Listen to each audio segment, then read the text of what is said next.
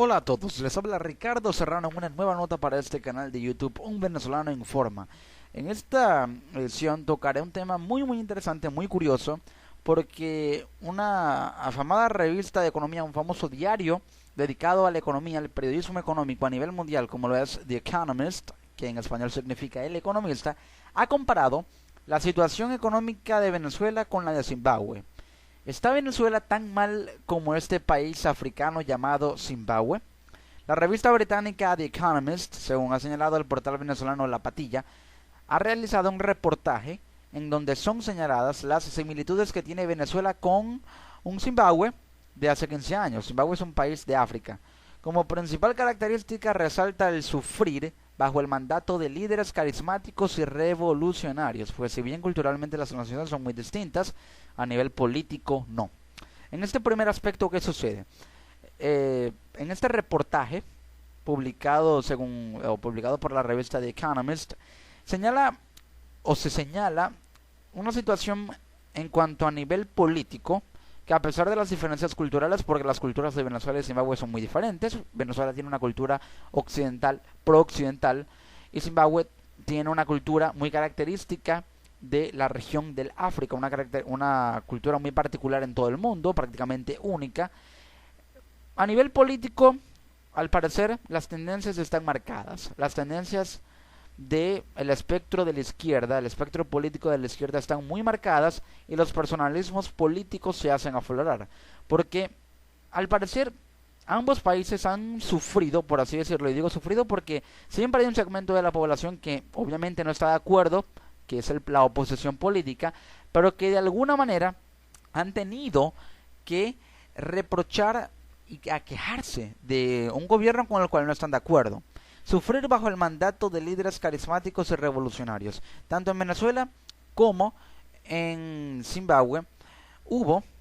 dos líderes que, si bien tenían mucho carisma, mucho talento para la política, impulsaban movimientos revolucionarios de izquierda que de alguna manera empezaban a pintar las cosas de color rosa.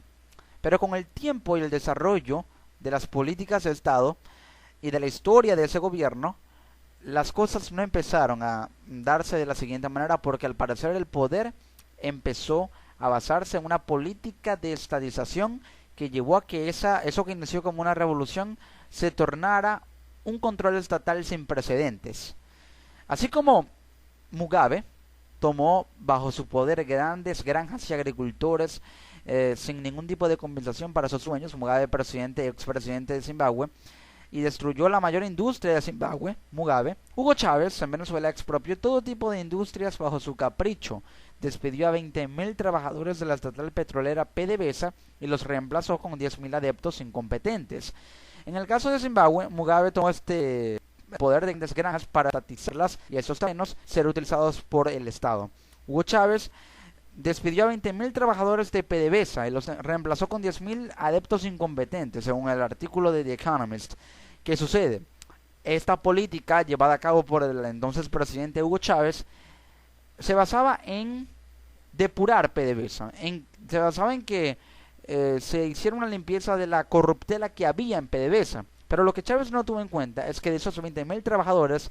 hubo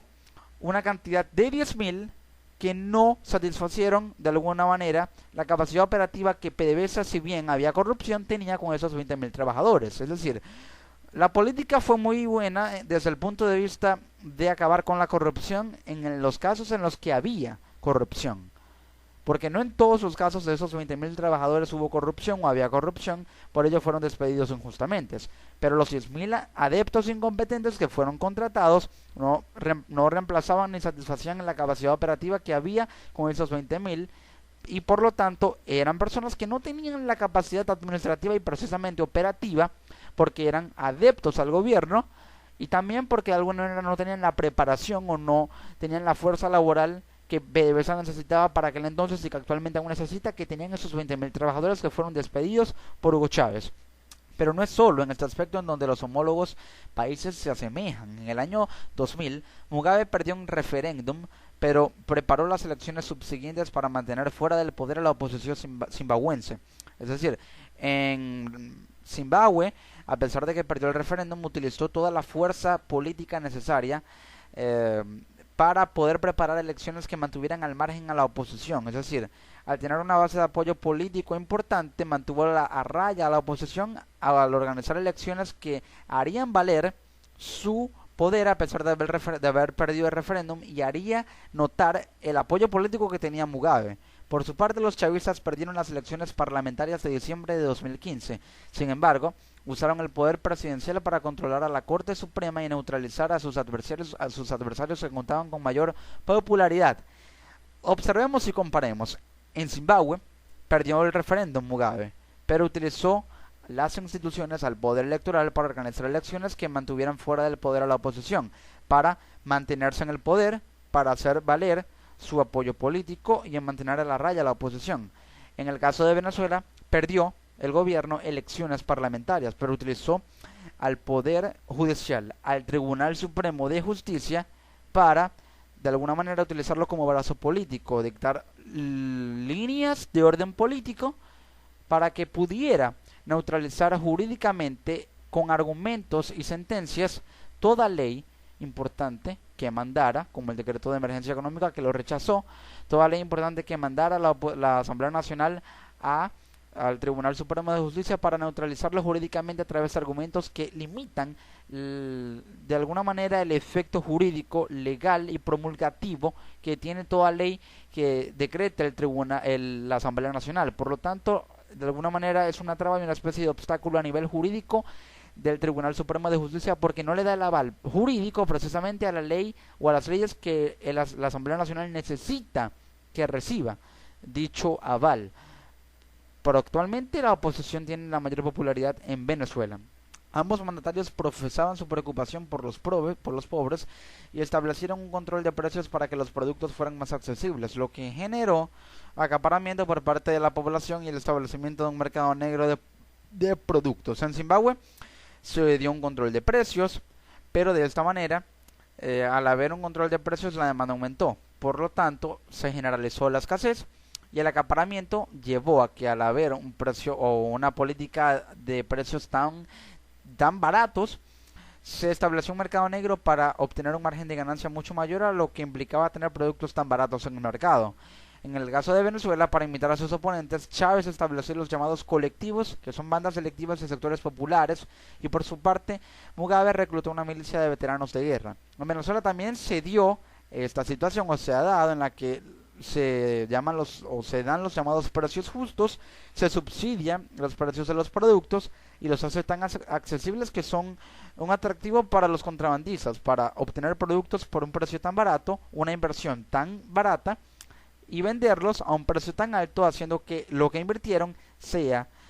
prácticamente nada con respecto a lo que reciben como ganancia, que es 4, 5, 6 veces mayor que lo que invierten al venderlo en el mercado negro, al venderlo en la frontera y contrabandearlo. Ese es el mercado negro. Pero sí, también el gobierno ha asumido una política de seguridad o de autoseguridad, en la que colectivos, que son bandas selectivas de barrios, de sectores populares que apoyan al gobierno, de alguna manera respaldan respaldan la ideología del gobierno para defender lo que el gobierno ha creado como comunas, que son centros comunitarios que de alguna manera avalan ideológicamente al gobierno y que distribuyen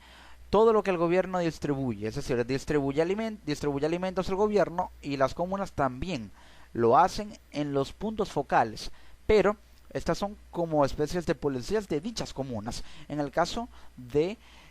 Zimbabue, Mugabe reclutó una milicia de veteranos de guerra. The Economist resalta que la mayor similitud entre ambos gobiernos, el de Zimbabue y el de Venezuela, es la mala política económica o su ineptitud en la materia, en donde se cree que la inflación, escasez y un muy bajo nivel de vida puede ser escondida tras grandes desfiles militares. Observamos cómo en Zimbabue y en Venezuela, pero muy especialmente en Venezuela, el gobierno se ha valido de eso que llama la unión cívico-militar para que los militares tengan participación en la vida económica, respaldo del orden civil y hacer valer un discurso de fuerza estatal, de patria, de soberanía, y de hacer valer la soberanía para imponerse por encima de los problemas económicos. No es con discursos soberanos No es con la participación de los militares en la vida política y económica que se resuelven los problemas económicos como la inflación y la escasez, sino con políticas de Estado que promuevan la producción, que limiten los subsidios, que limite el gasto público, que de esta manera también se limiten los programas sociales para no exacerbar tanto el gasto público, que diversifique la economía aprovechando el sector como el del turismo en Venezuela, que se resuelven los problemas económicos. Mientras Chávez y ahora Maduro inculpan a Estados Unidos sobre los desastrosos o los destrozos económicos de Venezuela, Mugabe ha arremetido contra los homosexuales, los traidores, los especuladores y por supuesto los imperialistas, así como en Venezuela también el discurso se torna muy anti-occidental, muy anti-imperialista, muy anti-Estados Unidos, muy anti-pro-mercado y anti o en contra de lo que los Estados Unidos formulan como la globalización de la economía, pero partiendo del orden económico que actualmente Estados Unidos tiene en el mundo, y eso no hay que negarlo. Pero mientras los venezolanos atraviesan el denso camino de una crisis que no solo abarca la economía, sino los servicios básicos, la seguridad, el sector alimenticio y farmacéutico, esto debido a que la debacle económica ha aumentado la inflación, ha hecho que la inflación se exacerbe tanto que por la mala administración económica no hay capacidad ni capital financiero para poder mantener los servicios básicos, para que se genere una política de seguridad eficiente y para distribuir alimentos, para importar medicinas, resultando también que hay una escasez de insumos en los hospitales muy marcados. Mientras esto pasa en Venezuela, Zimbabue abandonó su moneda sin valor, luego de una inflación, que escuchen bien, de 80 millones de por cientos en Venezuela. En Zimbabue, corrijo, una inflación de más de 80.000%, 80 millones de por ciento o de porcentaje en 2008, una inflación prácticamente que deja la moneda sin valor alguno y prácticamente inexistente. Decidió abandonar su moneda sin valor para utilizar el dólar y otras monedas extranjeras, lo que ayudó a una recuperación parcial del país. Lo mismo pasa en Venezuela, no con una inflación tan alta, pero sí 180%, ya 200% prácticamente, lo que ha hecho que con respecto al dólar el bolívar pierda competitividad, no tenga respaldo en reservas, porque actualmente están en 13.000 millones de dólares, poco respaldo en reservas, pérdida de competitividad frente al dólar.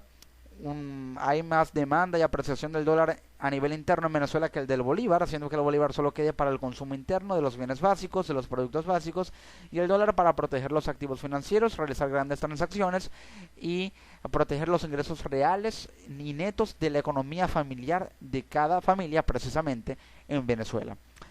The Economist termina el artículo diciendo: para los venezolanos la elección es clara. Si se produce el error de elegir de nuevo un modelo mugavista, las cosas solo empeorarán. La oposición venezolana está dispuesta a cambiar el rumbo. La poca idea de Maduro de cómo salir de la crisis les da la oportunidad, pues este afirma que la escasez puede ser abordada si cada familia cría sus propios pollos. Lo que señala The Economist, o lo que quiere hacer notar y significar,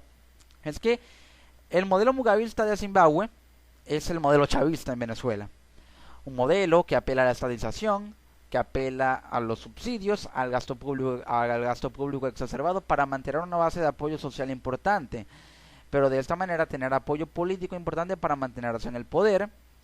pero sin prever que los problemas económicos pasan por tratar de no exacerbar tanto los subsidios, de no hacer que la población sea tan dependiente de un Estado paternalista y no depender de una sola fuente de ingreso, cosa que Venezuela no ha hecho, sino que ha hecho todo lo contrario. Entonces, la oposición debe valerse de la debacle que tiene el gobierno y de los pocos argumentos económicos que tienen para solucionar la crisis. Debe capitalizar el error del gobierno para poder de esta manera cambiar el rumbo, generar una transición y propiciar un cambio de gobierno, aprovechando que el desconocimiento de Maduro en la materia, en este caso en el de Venezuela, quien afirma que la escasez se puede solucionar si cada familia cría sus propios pollos, quiere decir que la economía debe ser general, no debe ser o la solución al problema económico en Venezuela no está en que cada familia opte por un modelo productivo familiar valiéndose de la economía urbana, de la economía familiar, criando sus propios pollos o haciendo uso de la agricultura urbana, que es algo tan controversial, porque la agricultura es todo lo contrario al urbano.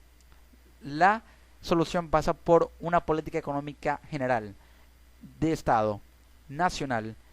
que le da a la familia o a las familias venezolanas los ingresos suficientes para no tener que caer en el error y en la absurda idea de crear sus propios ingresos a través de sus propios cultivos y criando sus propios pollos. Un argumento que francamente no tiene, o una propuesta que francamente no tiene ni pie ni cabeza, como es la que propone en este caso Nicolás Maduro, actual presidente de Venezuela. Pero sí, estas son las comparaciones entre dos países que sufren debacles económicas muy notorias, que si bien tienen culturas muy diferentes, en lo político históricamente han estado muy parecidos desde hace 15 años, desde la llegada de Hugo Chávez al poder en Venezuela y de la llegada de Mugabe al poder en Zimbabue. Pero la situación económica actual es prácticamente similar e idéntica, tanto en Zimbabue como en Venezuela. Es muy similar la crisis económica que hay en Venezuela a la de Zimbabue, y esto nos deja como reflexión que en un país que tiene las reservas de petróleo más grande del mundo, no puede tener la situación económica de un país muy subdesarrollado y pobre de África como lo es Zimbabue, sin menospreciar dicho país, pero haciendo valer el argumento de que con unas reservas de oro tan amplias, o mejor dicho de petróleo, que son tan amplias y tan grandes, las más altas del mundo, incluso más grandes, las reservas petroleras de Venezuela, que las del máximo productor actualmente, que es Arabia Saudita, no hay una diversificación de la economía y no hay una satisfacción interna de la demanda y de la producción para hacer que la economía surja. Y ese es el problema en Venezuela, y por eso no se ha aprovechado o no se ahorró en los tiempos de vacas gordas del petróleo. Por ello, la economía del país con las reservas de petróleo más grandes del mundo es tan similar a la economía de un país africano tan pobre como lo es Zimbabue. Así están las cosas en Venezuela, y no lo digo yo, lo señala una revista tan importante, un diario británico económico tan importante como lo es The Economist. Les ha hablado Ricardo Serrano en esta nueva nota que ha servido para la reflexión en este canal de YouTube Un Venezolano Informa. Nos encontramos en una próxima edición.